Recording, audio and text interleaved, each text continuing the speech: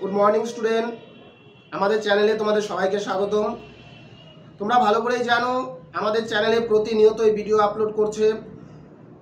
আমাদের চ্যানেলে যারা স্যাররা রয়েছে প্রত্যেকটি সাবজেক্ট ধরে ধরে তোমরা চ্যানেলটির সঙ্গে যুক্ত থাকো, আশা করি তোমাদের উপকারে আসবে। আজকে আমি সেকেন্ড এবং ফোর্থ সেমিস্টার যারা মাইনর অথবা ডিএসসিতে এডুকেশন নিয়েছো তাদের 6 নম্বরের সাজেশন নিয়ে বলছি।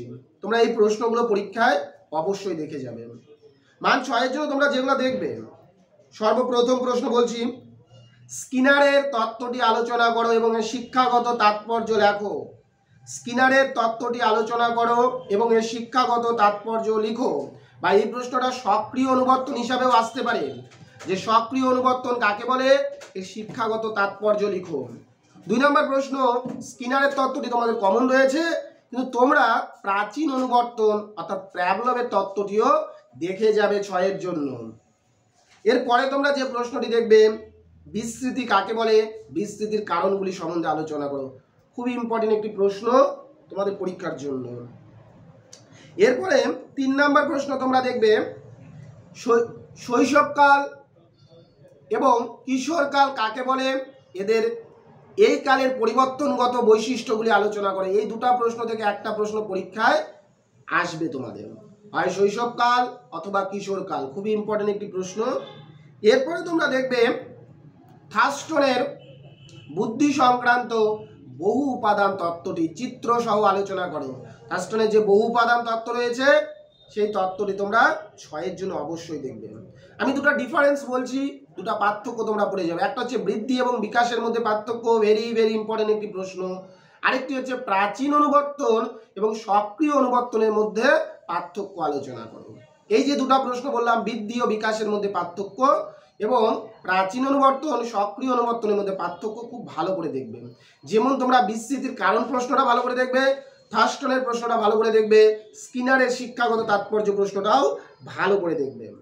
এর বাইরেও আরও কিছু প্রশ্ন বলছি, তোমাদের ভালো করে দেখতে হবে।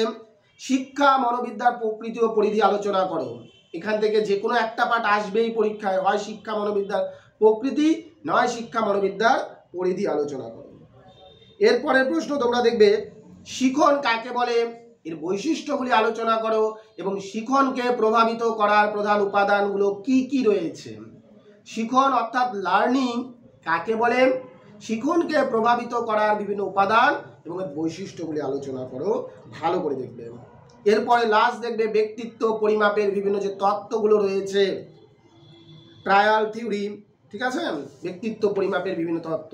এই যে 9টা প্রশ্ন বললাম, তার মধ্যে আমি 5 থেকে 6টা প্রশ্ন বললাম ভালো করে দেখার জন্য। প্রাচীন অনুবর্তন এবং সক্রিয় অনুবর্তনের মধ্যে পার্থক্য, বৃদ্ধি এবং বিকাশের মধ্যে পার্থক্য, থার্স্টনের বহু উপাদান তত্ত্ব, স্কিনারের তত্ত্বে শিক্ষাগত তাৎপর্য, বিস্মৃতি কাকে বলে, বিস্মৃতির কারণগুলি সম্বন্ধে আলোচনা করো, কিশোরকাল এবং শৈশবকাল কাকে বলে, এদের প্রধান বৈশিষ্ট্যগুলি আলোচনা করো।